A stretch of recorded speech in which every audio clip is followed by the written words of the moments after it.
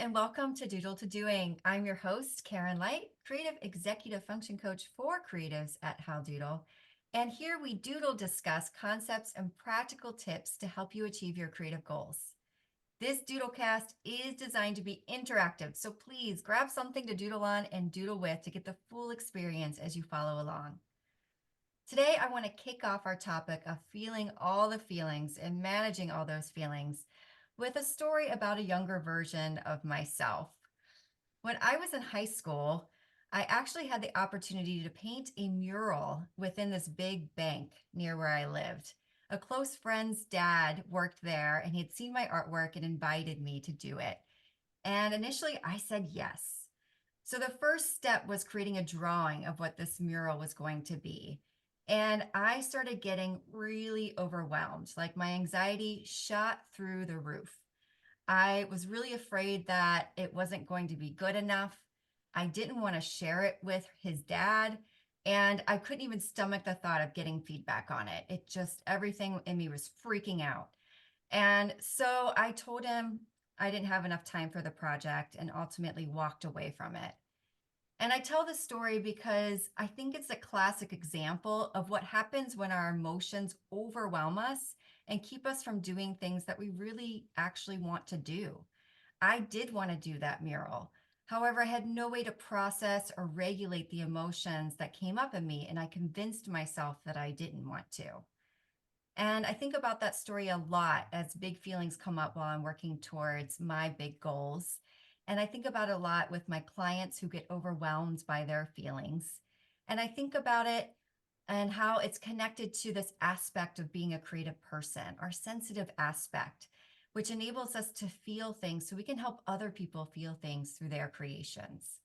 So I'm really excited to dive into this topic today with two amazing creatives, Robin Bradley Hansel and Kate Griffiths. Welcome so much, you guys. Thank you for being here. Yeah. So I would love for you just to say a few words about the kind of creative that you are. Let our audience know a bit about you.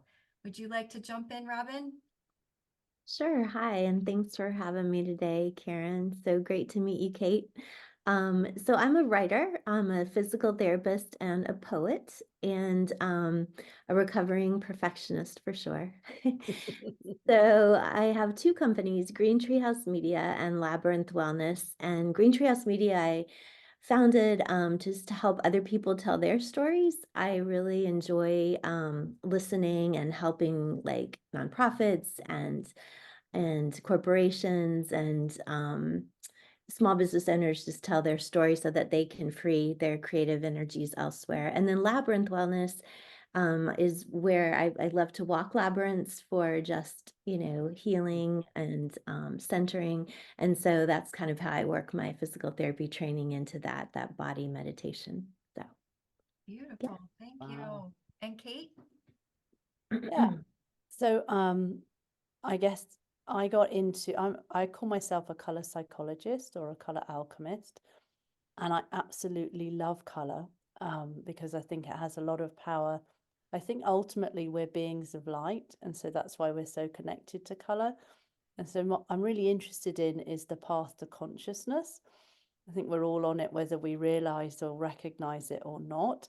And if you imagine consciousness like a line, I mean, it isn't, that sort of like this. Immediately underneath that is sound. So if you think about music and what music you like, and that brings up memories and stuff like that, because it's a really powerful tool. And just underneath sound is color. So they're very connected. So it's a way of revealing what's really going on, what's perhaps hidden to the client, so in the unconscious, and making the unconscious conscious, if you will. So that's a part of the work, and that's my company, Whole Self Leadership. And a couple of years ago I sent up a not-for-profit called Foundation of Colors, with 3 other people, and the purpose of that really is to get color out into the world.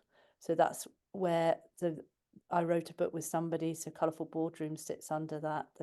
The podcast Colourful Conversation sits under that.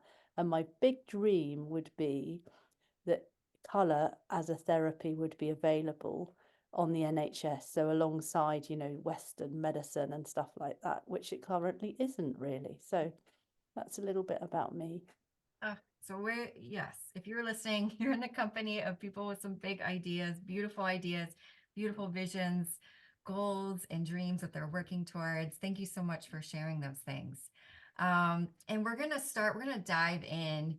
I'm going to give you a first prompt before we do the doodle. And the first prompt that we're going to do together is I want you to think about one of your goals, and I want you to do a little feelings dump around it. So just notice in yourself what feelings, you probably have a whole list you have around something you're working towards. All right. So just do a little dump, just list out all the feelings, the spectrum of them, right? So somewhere on your paper, just for 30 seconds.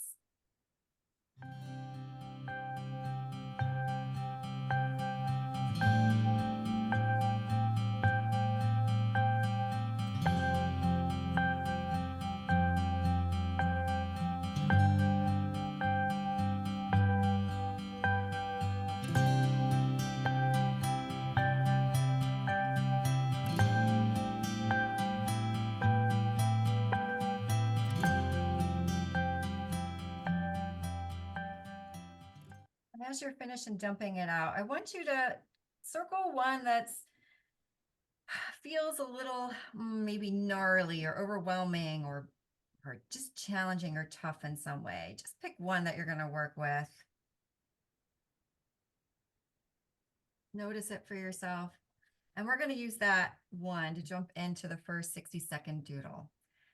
So I want you to doodle that feeling, whatever that feels like to you, just put it out. It could be something that you recognize, it could be something completely abstract, but whatever feeling you circled, go ahead and represent it in a doodle somehow for 60 seconds.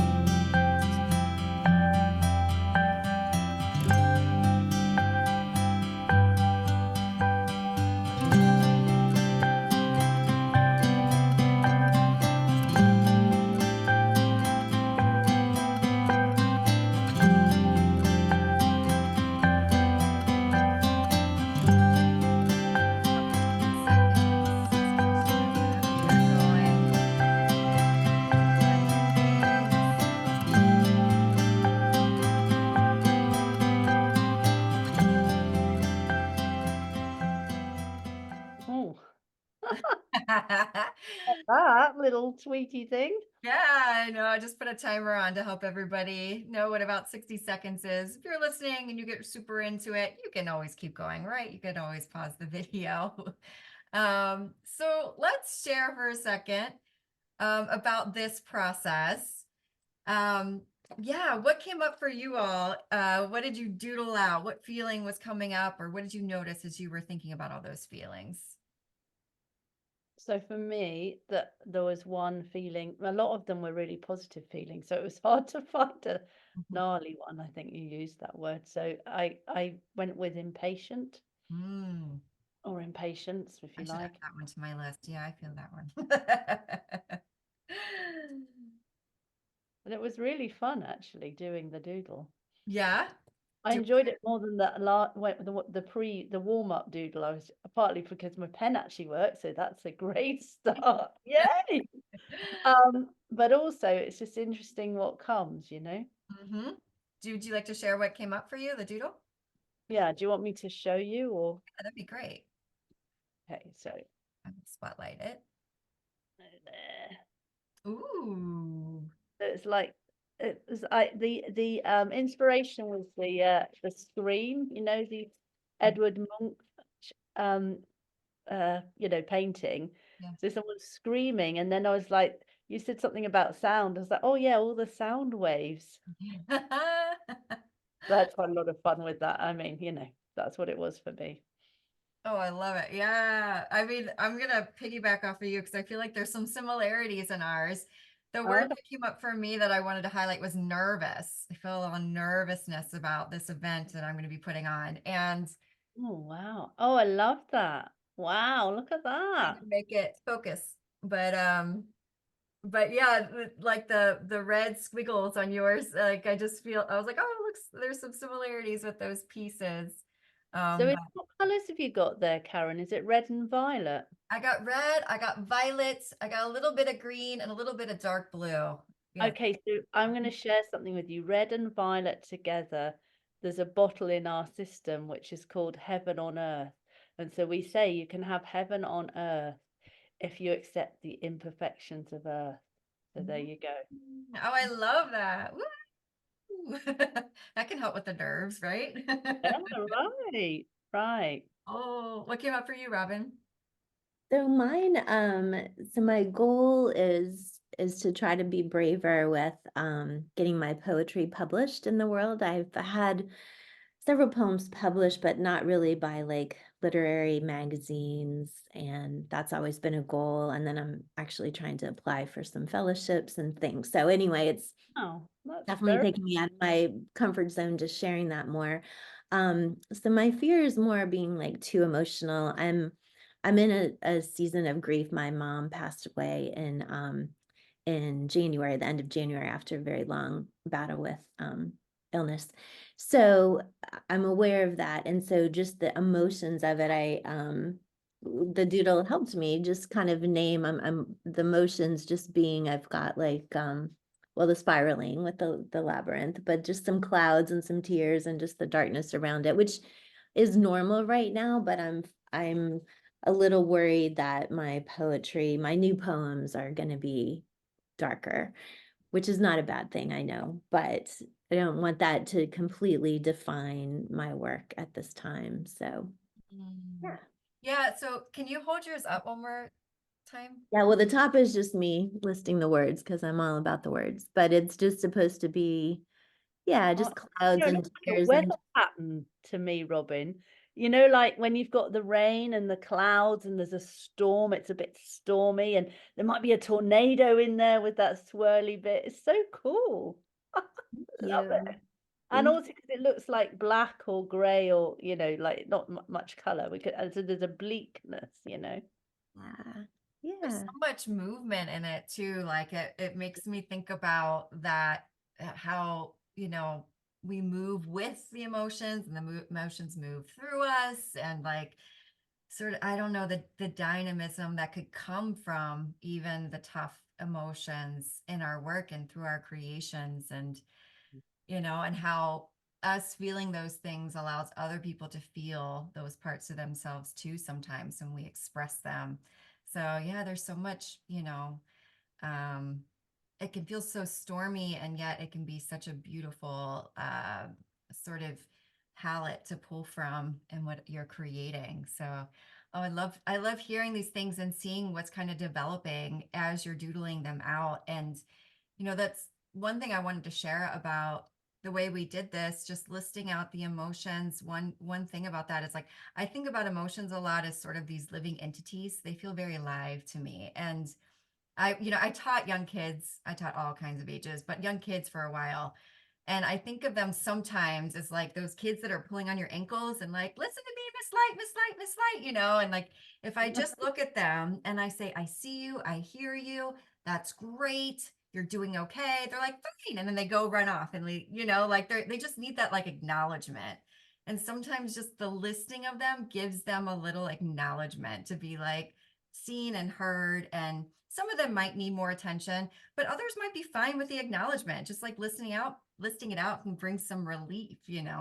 And the doodling can help you to the ones that need a little bit more attention just to be with it. Like, as people, we know how wonderful it is when somebody just sits with us. They don't really have to do anything necessarily, right? To be helpful and healing and a really important part of our journey. So the doodling can just let you sit with it and be with it and let it move and exist. Yeah. Those are a couple of my thoughts around the doodling. I don't know how you all experienced any of that or have any other thoughts around it. I mean, I think that the color choice, it was just, I mean, I meant to pick up a color, but I picked up a pencil because I always work in pencil more than pen, when I'm really particularly working on a poem or something, it just feels right. So I was like, well, gosh, there it is, my regular pencil. And I have all these colored pencils right here. And I picked the regular one. So I had to physically say, yeah, just be more colorful, like go ahead and step into that. So I felt the invitation to do that through you too. So thanks. Yeah. That's exciting. I like hearing that. Yeah, sometimes when I do in-person workshops, I never bring a pencil. Like I never bring pencils and people are like, "Can I have a pencil?" I'm like, "No." Like because I just want people to get the best of it, right? Like, and they're always like, "Ah," and I'm like, "That's up. It's good. We're embracing that. That's what this is about a little bit." But yeah, I hear that. I mean, I do draw with pencils when I'm doing certain things, so it's not like it's a bad thing. It's just an extra challenge or invitation or fun thing to play with. So thanks for bringing that up, and could be fun for other people to try too. I think what I noticed was that I mean, I wouldn't normally doodle, so that I could feel the resistance to a degree, thinking, well, this is ridiculous, this is not what I do. And then when I did it, and then I sort of let myself kind of just play with it a bit, it's like it transmutes the energy of that emotion. So that was kind of cool too. Yeah. Yeah, there can be a lot of resistance to those. I mean, it's kind of interesting because we can have resistance to even feeling the feelings that we feel, and then, or doing something new like doodling. But what happens when you just give yourself into a process, how it really can be transformative. So Mm.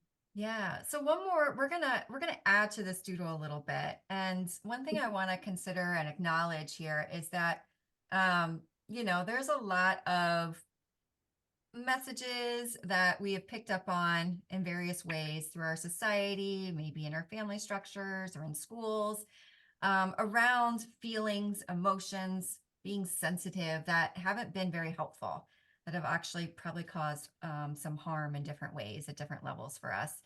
And that kind of adds another layer, like I was saying, to the emotions. Like sometimes we start having tough feelings about our tough feelings, or not allowing ourselves to feel the tough feelings because we're having judgments about them. So I want you just to contemplate that for yourself for a minute and add to your doodle as you contemplate it. How can you represent that in some way to this tough feeling you were already playing with? Add to it as you contemplate maybe some messages you've heard that haven't been helpful.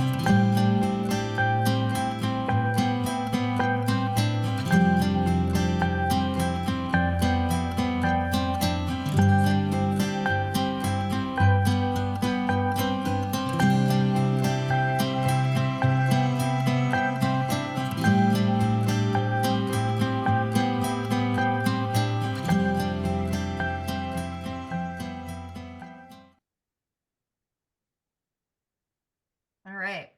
Well, mine was pretty simple. Those things just made it want to be like the messages were kind of like squashing or containing it, or that was the feeling that came up when I thought about those of like repressing it, pushing it down, containing it, making it smaller. Don't bug people with these things. That's sort of what came up for me. How about you guys? Yeah, mine's not dissimilar actually. It's not quite as thick as yours, but you've got there like the lines that go round the other side, and the first one or two are lilac or violet, and then it's black, around the outside, so similarly to what you had. Mm. Yeah, because it's that negativity, isn't it? You know. Mm-hmm. Mm-hmm. And mine, not a drawer. So again, opening up my so this is just a book that, and again, I'm aware of the grief of my mom. So my mom gave me this book when I was quite young, and it was called Why Am I Shy? And Oh, and because she was very worried that I wanted to be reading all the time and just in my room writing stories and stuff. And so she's very much of an extrovert and very talented, actress, singer, just an extrovert, and then obviously an introvert. But back in the day, just not realizing that, I'm not trying to put blame there. She was and loved me very much, but just was genuinely concerned that she had a child so different, than her, that so I think I really internalized that there was something wrong with me for just wanting to be reading and writing and doing all the things now that I let myself do and love.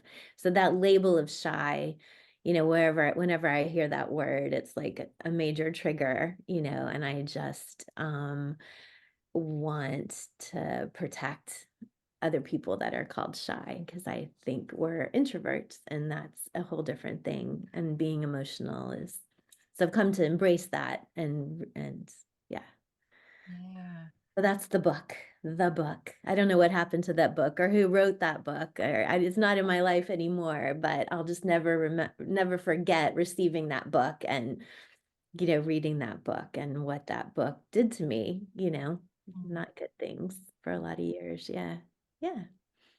Yeah, it could be, it's interesting because just hearing the title, it could be something that's really interesting or helpful, but yeah, it depends on sort of Yeah. the feeling of it. And I resonate with that. I was called shy too, my whole growing up. And for a long time, I think it took a long time for me to learn what was holding me back from expressing myself in the way I wanted to be expressed. I think I'm much more, I've learned a lot of extroverted skills in my day. But yeah, and I think part of it too for me is I had to relearn how to just love that part of myself and just be like, oh, like it's kind of nice, like this little sacred parts sometimes, or just to go into my own little places, and how beautiful that is, for my creativity and for my relationships and just for the magic that's there. Thanks for Mhm. sharing that. It's really powerful. Sure. mm, Yeah. Yeah. And that's, I want to, it kind of leads into my next question, which is flipping the script on this a little bit. So, or completely 180, whatever we want to do here. But, we have these drawings, these doodles in front of us. And so far, they're representing a tough emotion, or maybe even a tough message on top of the tough emotion that we've received. And I want to consider that maybe hidden in disguise within this doodle is a really wonderful, wise teacher somewhere in there. Just a lovely teacher type energy exists within there. Um, and so I want you to continue to play with this doodle, but now with this idea that it's some kind of teacher, whatever that means to you, I want you to transform this doodle or play with it or expand on it in some way that reflects it as a teacher to you. All right. So just let it unfold for a minute, whatever that means to you.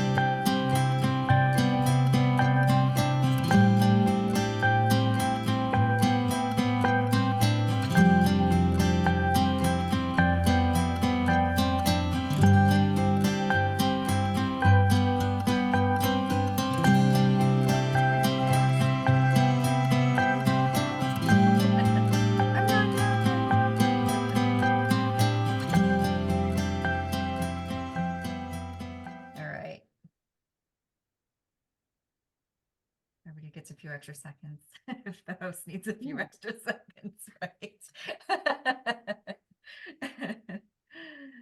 Oh, okay. So looking at your teacher now, before we share, I want you to take a few seconds to contemplate what it is that this teacher wants to share with you. You can write down words or you could doodle it out, but what are they trying to share with you about this tough emotion related to your goal?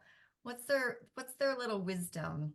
Um, if you don't hear it exactly, it's okay. And sometimes people hear like things that they think are really silly or irrelevant, but it usually has a pretty meaningful core if you let it, if you just don't judge it and get it out, whatever you hear.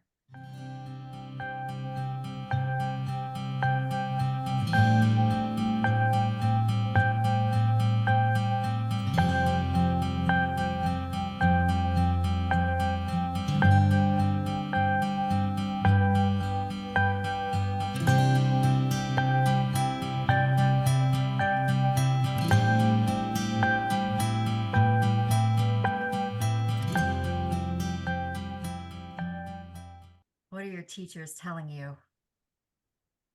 And please, cannot wait to see your teachers as well. How are these little doodles transforming? I don't mind sharing mine. So basically there's like sort of, you can't really see, but it's kind of expansive light kind of coming out from the thing. And the messages I got were laugh and the whole world laughs with you. And enlightenment comes when we lighten up. Oh, 'Cause I think half the time we take life way too seriously. And there's a lovely little story that says angels have wings because they take themselves so lightly. That's why they oh. can fly. Ah, I like that. That's awesome. I like the play of enlightenment and lighten up. It's really fun to play with. Yeah, if I think to like, in movies or books or like whenever there's like this wise person that's represented, they're always a little mischievous, aren't they? Like they're always a little like bringing the humor in some way. And yeah, there's always a little sparkle. Like that's how I view a very wise person, a little sparkle in their eye. Like we're gonna make sure you don't take all this too seriously. It's very serious, but it's not, kind of feeling about it. That's beautiful. It's like coyote. I don't know if you know the Native American traditions, but coyote is a great teacher. He's a bit of a trickster, Oh, as Mercury and or Hermes, depending on how you look at those sort of, ancient Greek and Roman things. But the messenger of the gods, but was also a bit of a trickster, mhm. that energy. I had this time, it was like 2 years ago when there was like three coyotes in a row. And I was just like, whoa, what's going to happen? Like, it was like all these things. And I'm like, coyotes everywhere. Here we go. Let's go. What am I learning? What am I in for? Yeah, I'm actually doing a painting about coyote right now. So Oh, interesting. yes, I love that. That energy is so interesting and fun and adventurous to me. I love it. And we're at the end of a Mercury retrograde, so we're feeling a lot of that little energy going on too in that way. Yeah, so I went ahead and I started with a heart around that gosh Mm. darn book. Good. And then I put hearts around the clouds for sadness. Then I turned the little teardrops into eyes, Oh, with, wow. female eyelashes. And then this little thing. There's a question from a friend of mine on LinkedIn the other day for Earth Day and who's your superhero. And so there's a superhero from PBS called Word Girl. There were only 3 seasons of Word Girl, but I really identified with Word Girl.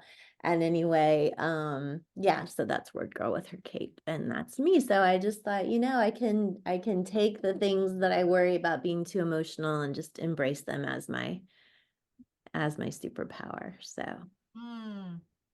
Those raindrops turning into eyes are really interesting. yeah, that was kind of yeah, after you called time, I still was working on my eyes. So Yeah. What meaning comes up for you within that piece? Just to see myself, to go ahead and see my not shyness, but my deep way of processing emotions and, my sensitivity. I mean, I cry at the drop of a hat. I've always been the oddball in my family. The one that it's like, "Oh, there's Robin, pat her on the head," kind of a thing. And knowing again that they loved me, but I was just very different from their Yeah. practical, ways. And and that's not a bad thing. Different is good. And I I feel like I have a gift for noticing that in other people when they feel just out of place or awkward or something. I can just sort of sense that and can make them feel more comfortable, but I don't always do that for myself. So I think the eyes are probably, turning that eye that I have for other people as a caregiver. Physical therapy is a very caregiving profession, and I was good at it. And I am good at it, but it's not my passion. My passion is the writing, and it always has been. So yeah. It Good. makes me think about one of the meanings that popped out for me is this message that if you're emotional, you're not thinking straight, like you can't see clearly. And just the message that there can be so much guidance in the emotion, so much information in the emotion that does bring clarity.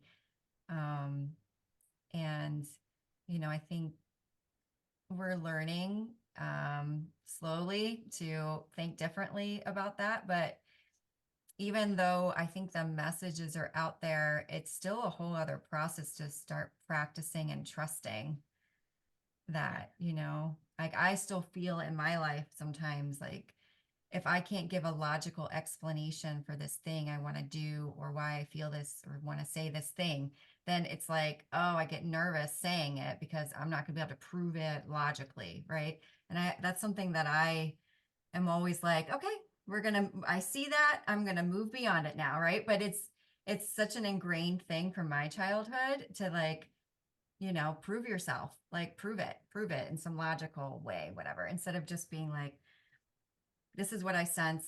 This is why I'm doing this instead of trying to explain it all the time. So that was something that came up when I saw yours. I really appreciated it about your doodle. Well, I appreciate you saying that too. Thank you for sharing that, Karen. Yeah. Yeah. But we're sixth sense beings, aren't we? So I always say the eyes are the windows to the soul. Mhm. So there's that aspect, and it sounded like, well, there's two other things I wanted to say. One, that you sound like you are the emotion holder for your family, which is never really appreciated by those that don't do emotions, but that's why they don't do them, because you do that for them. Mm. Um, and I can appreciate that because that's the same in my family. Um, and the other aspect to the eyes for me is the connection to the third eye, which is in between your two eyebrows, and is the seat of your intuition. And that's why we need our emotions. So the whole point of color therapy is to help clients hone their intuitive knowingness, because we do have the answers to our own, whatever it is we're working with. We need only trust that and kind of connect to that inner wise woman. And so that's what it helps with, because that goes against all of the 3D narrative, which is about you have to prove this, or that there's this logical way of doing it. I mean, color is a very right brain system, and the reason it works is because you can't second guess it. It's just you.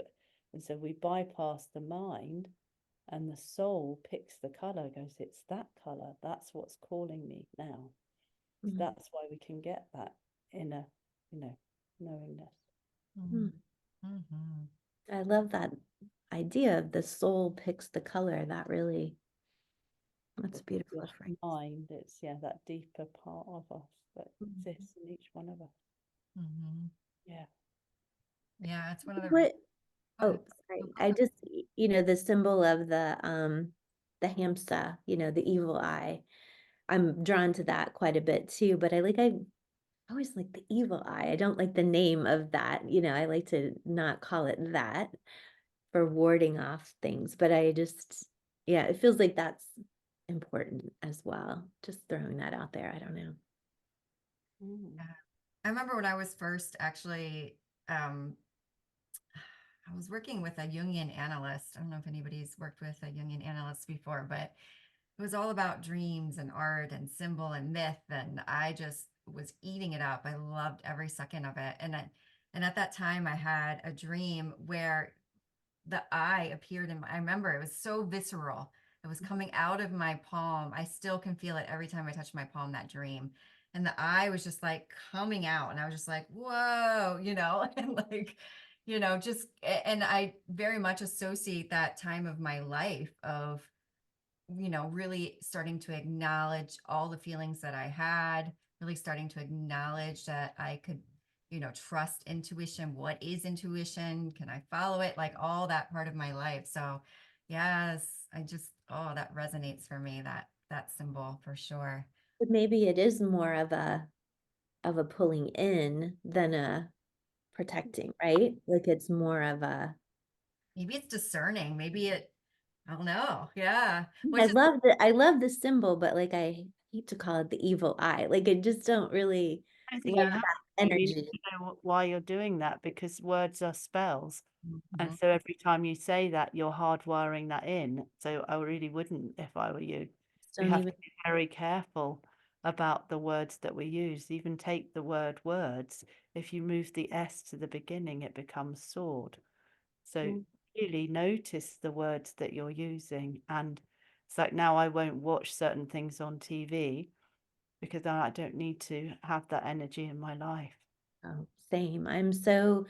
And I've always noticed that in myself. Like I just don't have the stomach to watch. If I know something bad is going to happen in the movie, like I will leave the room. Like I would immediately, like yeah, I just know I don't need that and I can protect myself, from that. Um, yeah. Yeah. I always want to know before I read a book, does a dog die? Like tell me, if a dog dies, I I am know. not reading this book. I want I no part of this book. know. Maybe it's the discerning eye. I kind of like that idea, which is, Yeah. because that's, we don't, yeah, which is interesting because, so I'll just go what I doodled, which was these hands that came out and then like pulling some of the things out to see it in the light. And the words that came up kind of go with this, like see it and pull it out or invite it in, detangle for energy and inspiration. Like, it was what was coming up, and like the Mm. eyes on top, seeing and being able to discern, right? Like, what do I want to pull in? What do I want to invite in? But also, I think like in my work too, because all of this, like we connect through our emotions, right? Like that's like, it's very connective. And if I have it all going in with me, I can feel it in you. And like a lot of the people that I work with might not have language or know how to detangle, but providing ways to do it and getting in the mess with them, like there's so much beauty in the insight. There's so much ahas and inspiration, and it was just in them, like you were talking about just a second ago, Kate, right? Like it's in them. I didn't tell them what their feeling was. I didn't tell them what they should do with it. Mm. We just look at it together, and there you go. And now they move with that. It's in motion again. It's not just stuck kind of in Well, there. they say, don't they? And emotion is energy in motion, or what I like to think is it's just emotions, the emotions that we feel are merely trapped energy in our body. And so what we're called to do is release that. And so, but very often what happens and why it becomes difficult is because we go, well, I shouldn't really feel like this. Like using what you were saying, Robin, earlier, I shouldn't be grieving like this for my mother. Well, actually, she was alive for however many, probably, you know, decades, and she played a significant part in your life. And so actually we feel grief to the extent to which we loved that person and what they represented to us, and that's normal. And actually it does it, as soon as we can accept that, the suffering only comes when we try and change it and make it into something else. Whereas if we be with it, then it can go through our bodies and then it will leave. But usually what happens is avoidance or distraction or addiction of some form, so that we don't have to go there. And actually then all we're doing is allowing it to persist for longer. Mhm. Yeah. True. Absolutely. Yeah. And so if we contemplate, what your teacher has shared with you, going all the way back to the beginning, in light of whatever you were thinking about that brought out the feeling that you were expressing, right? So mine was nervousness, related to my goals. What insights are there for that in particular? I know, Robin, you were talking about getting your poetry out there.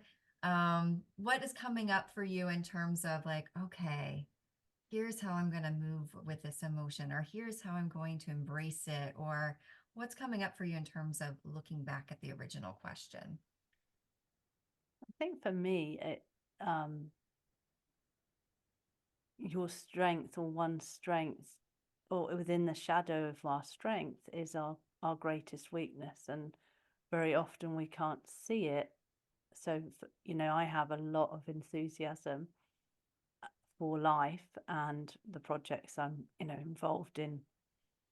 And so sometimes when I feel they're not moving fast enough, then I get impatient, because I'm like, I can see what this could bring to the world, or whatever, the thing is. And so it's that awareness that there is, it's kind of like we were saying in the sort of the warm up, I think the art of living is really about being able, what's sitting in the space in between, and how can we hold the polarities that we find ourselves in, and then it will come. And actually allowing, this is a luxury in a sense. None of us are sitting working in a way. We're sitting having a conversation, and yet having these spaces to be is actually what brings us alive. So it's, I was, if you like models, talked a little bit about, you talked about Jung and so on, and Jung definitely informs the work that I do. But a lot of people go, well, I'll do this, I'll have this job to create this money so that I can have the house, or whatever it, whatever the thing is. And there's a tiny little bit for B at the end of that, if there's a bit of time. So it's sort of like, they don't go on holiday, they'll wait till they've retired, and then they're going to have these amazing holidays if they haven't dropped dead in the meantime. And really, I like to switch it the way around and go, that what's the knowingness inside of each of us? Because that's where the truth is, inside, not out there. It'll never be out there. And then who am I being, or even that, without movement, to be, because that's all that matters, because we're basically come from the light and we'll go back to the light. And then that informs the doing, and the doing comes right at the end. But if we do it in that order, there's a degree of discernment. And so we'll probably, move the goal for, I don't even like the word goals. I would use intentions, because ultimately I think life is a bit like, that famous picture of the icebergs. We only see a tiny tip and we think that's the truth, but it's only one perspective. So miracles are merely a change in perspective. So then if we can be the witness, then there's a hope we might see more of the iceberg, more of the truth. And then we won't get caught up in the drama of, well, this hasn't happened, or I haven't got my whatever it is, or I'm not this thing. Because none of that matters, because ultimately when we die, we can't take it with us, whether we've got $1 million or $0. I mean, none of it's coming. So it's all in who we be in any given moment. And we're always at the point of choice of whether we lean in or we take umbrage or whatever. Yeah, I love that.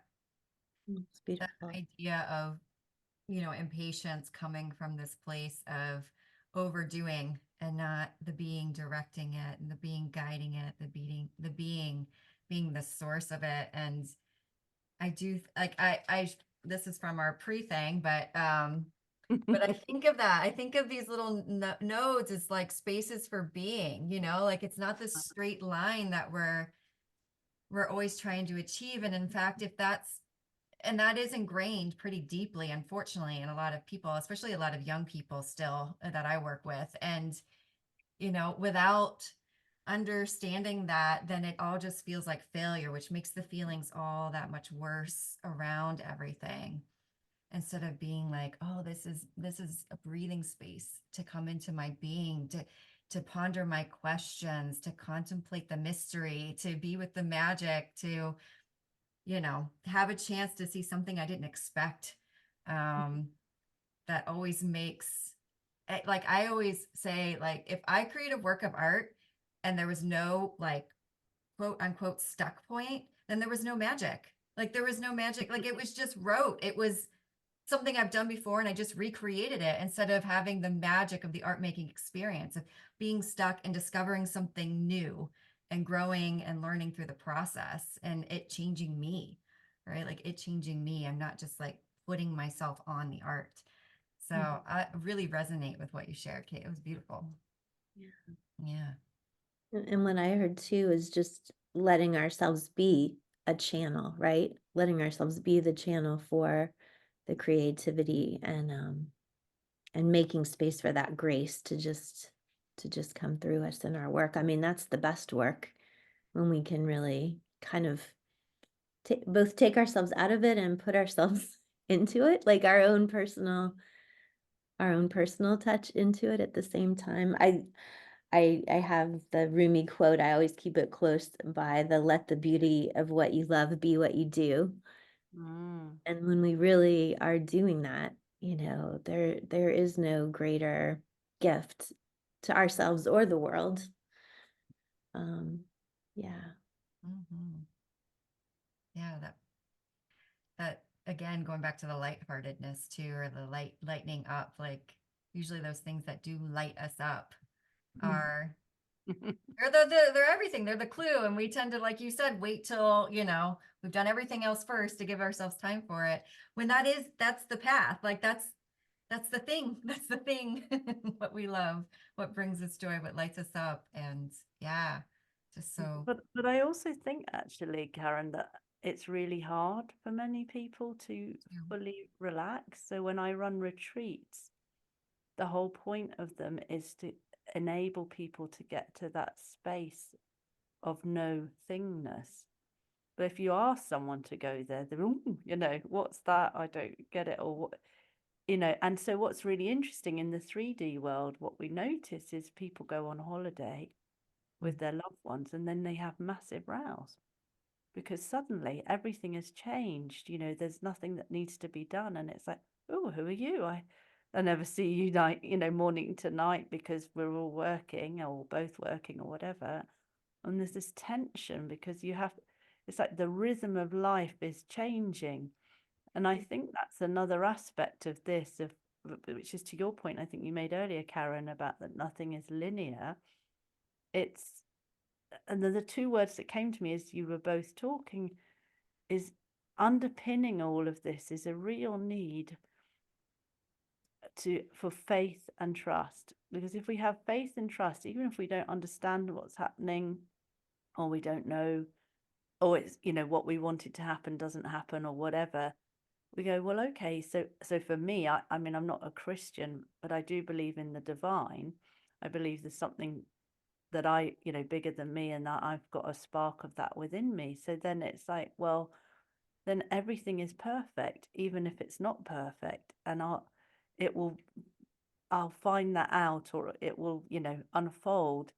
And so that there is another aspect, which is back to the being and doing, is the piece around the masculine and the feminine. So in this world, in the 3D world, we celebrate the masculine to the detriment of the feminine, which is more of the being energy. It's like, what have you achieved? What's your status? How much money do you earn? Where do you live? You know, all of this rhubarb, really. What do you do? Can you define it in 3 words? Or, oh, you're a coach. What kind of coach are you? Oh, everyone's a coach these days. You know, and all that rubbish, really. And actually, who we be is the energy that comes through us, as you were saying, the channeling piece, Robin. And then people might have a different word for that, because actually, even when we use the same words or speak the same language, we don't necessarily have the same definitions. And if we take time to listen, or curious and then ask questions to check for meaning, then we find out so much more. And then it's sort of, okay, we don't need to rush, because it's all in the divine plan, whatever that divine plan is. It's all going to be okay. Mm-hmm. I love that you said that word curious too, because what an energy that brings to our emotions, and what an energy that brings to the heavy or serious. It Yeah. moves, it really moves things, curiosity. And yeah. And that was really what I felt back when I was practicing clinically. I'm still licensed, but I don't see patients No. now. I more write about it. Mm. Healthcare topics, and but I would get in trouble often because I would get behind in my day. Somebody else was in charge of my schedule, and because I would be talking to people because they just wanted to tell me, it's like, how are you feeling? And then suddenly their stories would come out, and then we'd be behind the curtain crying, and then Aw. it's just, and everybody's like, Robin, you need to move on, like. But honestly, I felt early on in my career that like most of their physical pain was not physically, it was emotion and like what led to their injury and how they were processing their injury. So that was my favorite part of the day. I'd get my Diet Dr. Pepper, which I'm not advocating. That's a very unhealthy drink to drink. And my stack of charts, and I would just have a giant smile on my face because I was writing everybody's story. And my coworkers were like, "What is wrong with you? Like, this is everybody hates charting, but anyway, that was a long story part of it, but it's just that listening that we can do for each other. And I felt like you've listened to me today. I'm really grateful to both of you for listening. And but everybody's story, is just the core of who we are. And do we think to ask people their stories, or do we, when we're asked? That's the harder part for me. Like when I'm asked my story, like, ah, scary to say it. I'd rather ask the question than answer the question. So But you said lots of that rings true for me there, Robin, about we're relational beings, yes. and yet with this increase in technology. So what I love about the doodling, Karen, is it takes us away from that thinking place as well on a level, and away from, you know, the efficiency piece, which actually is dehumanizing what Mm. we are. And I think, the other point that you were making there so wonderfully for me anyway, Robin, was when you said about pain. So although I never say that color's going to cure you of this, that, and the other, because who knows? But I think there's such a link between the placebo and effect and how we think about illness. And I love the Course in Miracles approach, which is it says sickness is a defense against the truth. So basically, how I interpret that is that when there's something out of alignment at the invisible realms, going back to what we said right in the pre-chat, Karen, when you're drawing, when there's something out of alignment, and if that's not tended to and it's constantly ignored, then it will show up as a nagging pain, or so I've noticed trends with people that I've worked with, with IBS or fibromyalgia, and there are definite things that keep showing up. you know, in terms of how they live their life and their beliefs. And after all, beliefs are only a thought that we've had hundreds of times and that it's become entrenched, really. So that means the great thing about that means we can change that. Yeah. And like you said, I mean, that's one of the reasons I love to doodle too, is because a lot of those thoughts are word-based. And if we get into an image, it can stimulate a new thought pattern, a new piece of information can leak up because we're not just trapped in the words of what we're used to thinking. And it's a way of sort of relaxing ourselves so that we can hear those things that and it does relax your nervous system, which is an important part, right? Important aspect of being able to hear the things, because maybe what you hear requires taking a risk or is a strong emotion that you haven't been able to quite deal with before, so you've like repressed it. So finding these calm ways of being with yourself, listening to your own story of your own emotions, being there for other people, you know, can be a really powerful process in so that, you know, these feelings can become more of your friends and your teachers and your guidance versus, you know, your enemy that, you know, overtakes you and really keeps you from things that you do truly want for yourself. So I hope that everybody out there listening got something out of this. I think many beautiful things were shared by both of you, Robin and Kate. And I just appreciate you showing up fully with your big, beautiful hearts. It was, man, what you said just came from the heart, and appropriately so in such an episode. So thank you. Thank you for being here and sharing your stories and hearing mine and hearing each other's. I'm going to be putting their information in the show notes, so please check those out if you want to connect with them. There's even some special offers just for you all who are listening. And I hope that you can embrace and learn and walk with and move with these beautiful emotions that you have, and know that your sensitivity is a gift and truly an important part of you as a creative being, walking your path and being who